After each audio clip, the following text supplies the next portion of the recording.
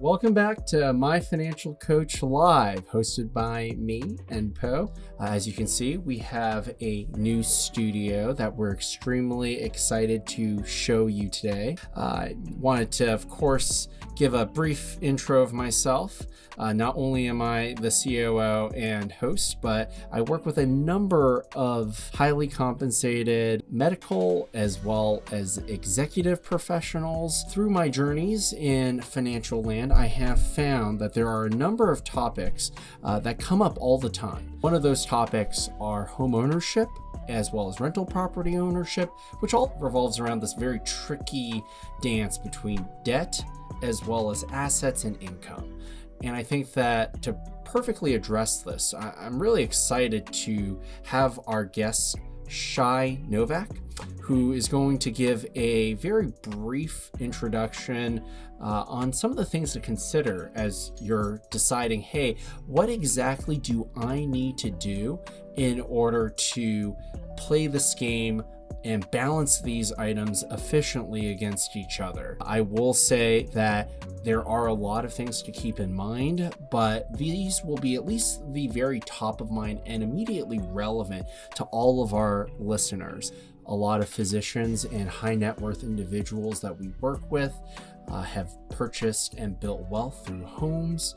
Today, we're going to be addressing the steps it takes to initially own as well as keep your home, and also some of the things that you may want to consider as you're thinking about housing affordability versus qualification. Shay, would it be possible for you to give a little bit of background for yourself for our first-time listeners as well as for our returning visitors? Yeah, absolutely. Thank you so much for having me again here in NPO. Love to go over a little bit about me. I've been in the industry for a little bit over 15 years now. Started from the corporate environment, worked in B of A under two loan officers, learned the ins and outs, and as the years progressed, ventured out on my own. Opened up Longevity in 2018. And we're a wholesale mortgage broker. So we are partnered with over 50, 60 lenders, top lenders in the nation. So we deal with Rocket Mortgage, PennyMac, NewRez, Mr. Cooper, all the top dogs we are partnered with, and also the non-conventional side. So lenders that offer a little bit out-of-the-box programs are also in our arsenal. We partnered with them, but we work for our clients. So we help our clients get the whole process done from A to Z, right? From the initial consult, talking about their financials and their goals as far as buying their home or investment property, to once the transaction is in, if they're in escrow or if they're refinancing the home, they have us as the person as their advocates, right? Taking care of their transaction from A to Z, dealing with the realtors, title, escrow, appraisal, and dealing with underwriting. There's a lot of times that underwriters come back with information that's wrong, or they're looking at it in another way that we are, and having somebody that's experienced dealing with this is saves a lot of headaches for our clients, and actually saves deals a lot of times. So on 99% of our deals, we don't charge any extra origination fees or any extra fees to go with us. We get paid directly from the lender, and because we're on the wholesale side, our pricing actually tends to be more competitive than going directly with the retail side. So a lot of benefits, and you get to kind of get carried through the whole process by somebody that's been there, done that. Sure, and I appreciate you letting us know that it's been there, done that sort of mentality. As you know, part of the reason why a lot of our clients work with My Financial Coach is because we have insight into hundreds of physician families and highly compensated medical professional families, or just, I guess, highly compensated individuals in general, and some of the strategies that they use to buy their first home, sometimes rental properties. But today, I really just want to focus on that first home purchase. As many people know, buying your first home is a big decision. And a lot of our clients, they're coming out of medical school or school in general with 50, 20, $200, $300,000 of student loan debt. And that's really scary. I think a lot of people, as they're trying to figure out, hey, how much home can I buy? And let's say that you've already done a good job. You bought your first home. Now you're thinking of your rental properties, but hey, we're talking about homes that, are not cheap, and you may have paid off your student loans, but now you have this mortgage on you, and now you're thinking about taking out a second mortgage to buy another rental property. Now, there's a lot of misinformation out there, and also information that's correct, but maybe just for the wrong income brackets. Especially as you climb up that income bracket, you start playing a lot more with debt. There's a lot of different ways to afford and buy that home. So I guess, Shay, with all that said, I'd like for you to answer for us. If you are someone who has a lot of debt, does that eliminate your ability to buy a home? Not necessarily. Just it depends on your income as well, right? So it's all about the debt to income ratio that we look at, and this is something that we help our clients from day one look into it in a deeper way, right? So a lot of times we have first-time home buyers that already went online, went on Zillow, Redfin, and been, shopping, kind of window shopping, I call it, right? And kind of finding something that really suits their needs and their life's needs, their family's needs, and they come, okay, I want to buy a $500,000 house or $1 million house, and we kind of work ourselves back from there, right? Okay, great, $500,000, and then we go over their income, right? What do they make? And of course, once we take a deeper look, we also pull a soft credit initially to look at their debts. A lot of times they have student loans, like you mentioned. A lot of times they're deferred, and there's different guidelines of how much we hit them on a monthly basis for those debts. For example, if we go through a Fannie Mae program, we hit them only with 1% of the debts, right? So of the total loan amount. So, for example, if it's a $300,000 loan amount, we hit them for a $300 payment. If it's on deferred payment there. Freddie Mac, we can hit them for 0.5% of that debt. So we take a look at their income, right? Run their soft check of the credit, and then we plug in, right? They're looking for 500K. We plug in what they want to purchase, how much they're willing to put down, and get us a payment, right? With taxes and insurance. And a lot of times, and that's not just physicians, but everybody, right? A lot of time you can qualify for a higher amount than you're actually comfortable with, because those are really Sure. two different beasts, right? Because technically we can go up to 50% debt to income ratio to qualify, which is basically if you take your principal, interest, taxes, and insurance payment, and you have to make double that, right? And any other monthly debts that you have to make double it, right? To qualify. But a lot of times that's uncomfortable, right? Because you get taxed on this income as well, which is not factored Sure. in the mortgage calculation. So we'll look at the whole picture, and work with the client on a comfortable payment. So actually, I think that's all well and good. And I appreciate kind of the technicals of it, but most people, they don't live in technical land. Sure. I'd love to give you a chance to tell us a story of maybe someone who did it right and someone who did it wrong. Because I think, you don't have to tell us their names or any identifying details, but I'm just thinking that I'll tell everyone this story first. I had at clients. They're very smart individuals, past, gone to medical school, went through it, some student loan debt, and they thought to themselves, we want to learn how to invest in real estate. And don't get me wrong, they did a really good job in identifying a property. They tried to get it within their price range, but I would call it tuition money for learning how to be landlords, because they ultimately put in quite a lot of money into fixing this home. Interest rates were not cooperative, and it was very hard to find a buyer. They just recently got out of this property, and I think all in they must have sunk tens of thousands of dollars into the remodel, and even on the home itself, I think they had to bring some cash in to close. So I guess, where have you seen an example of someone who did it right for their home, and maybe an example where it was a little less so?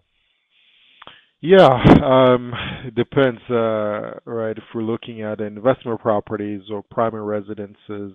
But I'll give an example, a pretty real example.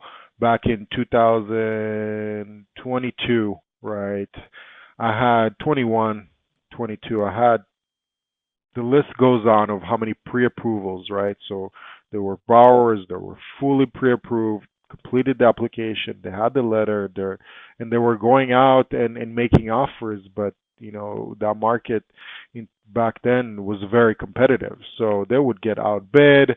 You get 20, 30 offers on one property. It was madness. So they would just sit there, right, in the pre-approval stage for some time looking for homes.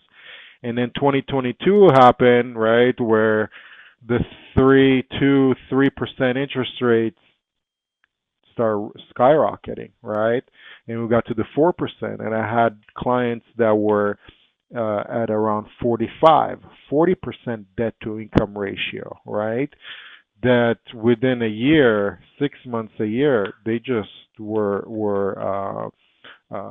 out of the market just because of qualifying, right? So that's kind of a big story that comes to my head, because all of these pre-approvals, they're there in my system, but we can't really do anything about it, right? Because prices haven't gone down, so that didn't help them in any way, and having the interest rates go up on them. So that's why it's always very good to kind of foresee. So, for example, when I dish out an approval and it's very tight, right, on the ratio, I tell them I tell them that, and I also kind of qualifying them for a 0.25% higher, just in case. You don't know what's going to happen in next month or three, Sure. especially in today's environment.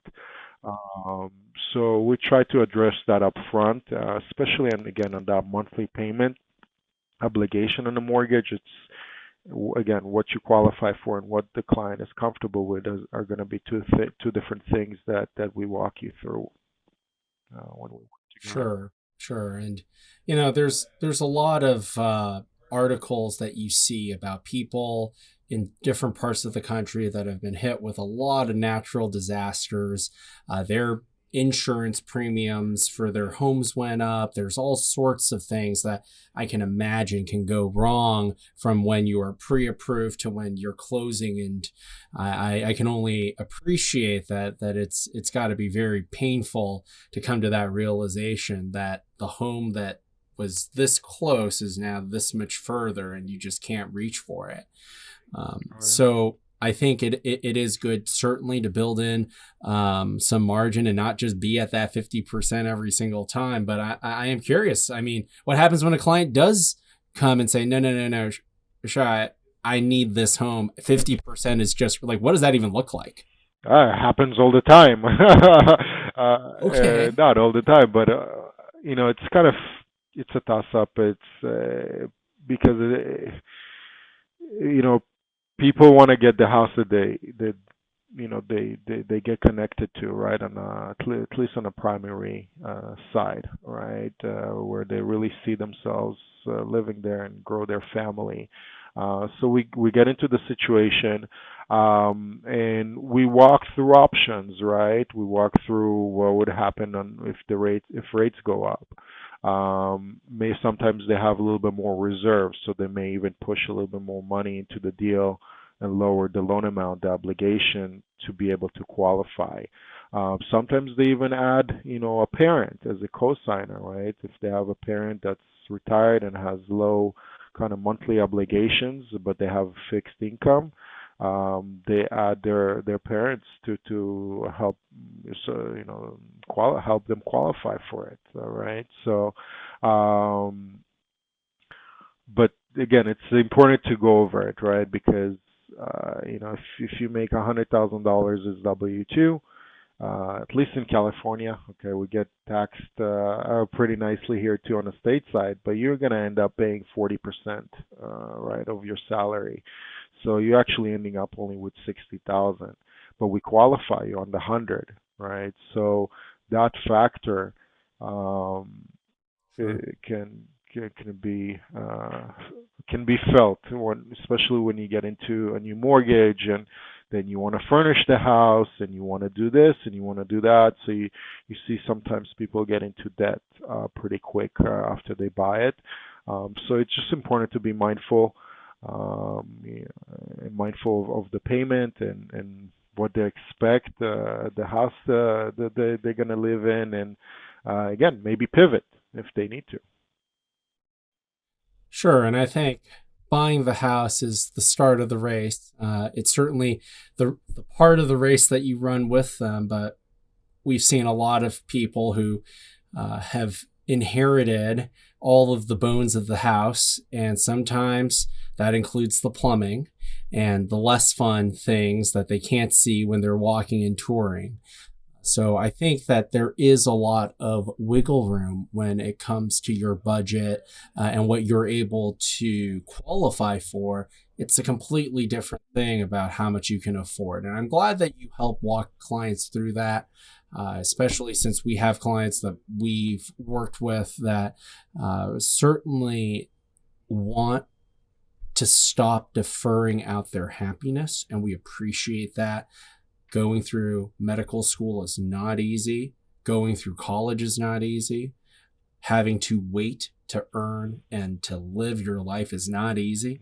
So I think it is important that if you've already waited this long, if you really want that dream home and not something that is just, I guess, good enough for now, what are some tangible things that you've seen people do to qualify for their homes? Is it paying down the student loans, as so many of the people we work with think that that's what they should focus on before they buy a home? Or is it, hey, you got to contribute to some sort of savings account? Like what are some of the top strategies that you've seen to help get clients into the homes that they want? Um, Career, right? At the end of the day, we gotta invest in our careers, and we spend majority of our lives in what we do, all right? Because we have to make money to make a living. So I'll put that number one, all right? To really focus on that first. Make sure you have a good foundation. Not necessarily the length of work in that specific job. It's just that length of work and time in the industry that you're in, and the type of position and title that you're in, whether it's your own business, right? So being well positioned in the business for a good time and understanding, the market as well, right? Because you can have a thriving business during COVID, and you can have a failing business right after. So that's kind of on the business side. But also as employment wise, right? Now physicians have very, good foundation, right?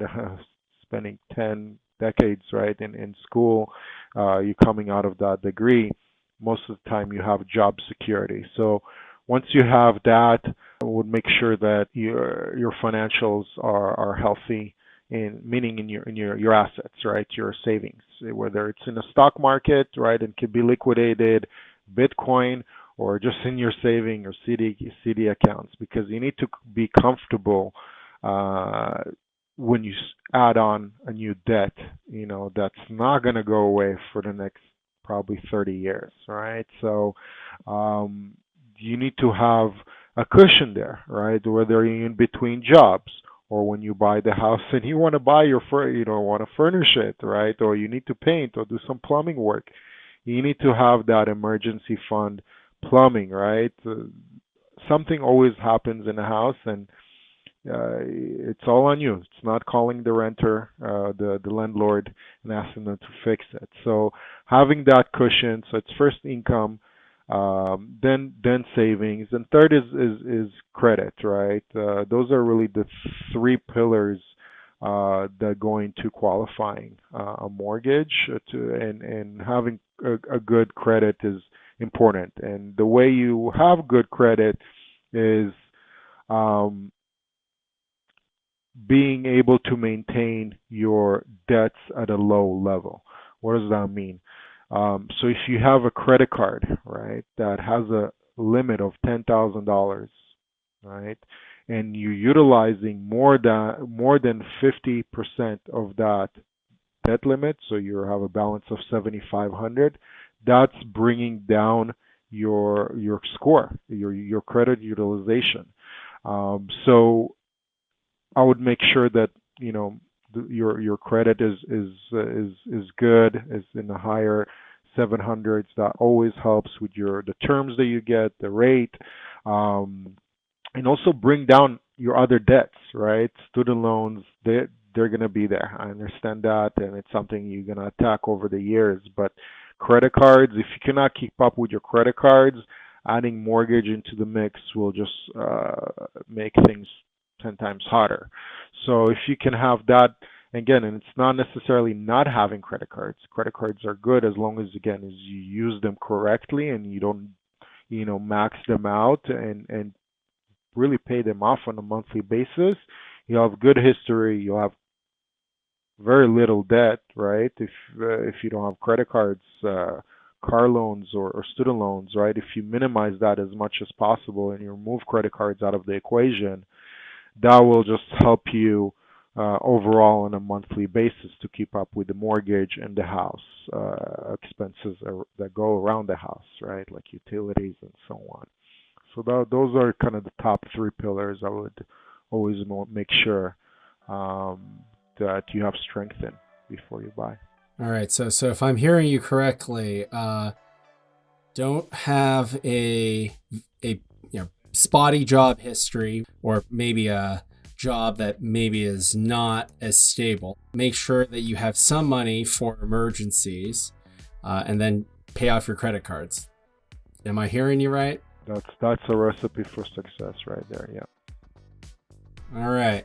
Well, so I want to thank everyone for joining us today for My Financial Coach Live. We always want to keep these things in mind as we're considering, hey, how do we build our wealth either through home ownership or through rental property ownership, whatever that is, just being very honest with what the purpose of these assets as well as accumulated liabilities will look like, not just now, but also in the future. I thought that it was very interesting talking about very historical events that have happened near to modern day. As people will probably remember, interest rates were not always 6 to 7%. They were closer to 2 or 3 within living memory, perhaps even within the lifespan of your pet. I will say that is something to always keep in mind. We are in new historical normals, and what may have been true in the past may no longer be true even as early as next year. Very excited to have had the opportunity to introduce everyone to Shay Novak. As you can see, he's worked with a lot of different individuals through various phases of their decision making for real estate, whether that's personal as well as rental. If you have found any of this content interesting at all, you are able to follow us on Spotify or subscribe to our YouTube. We feel that you would really get the benefit of tuning in. We look forward to having you, so keep an eye out for more episodes are on the way soon.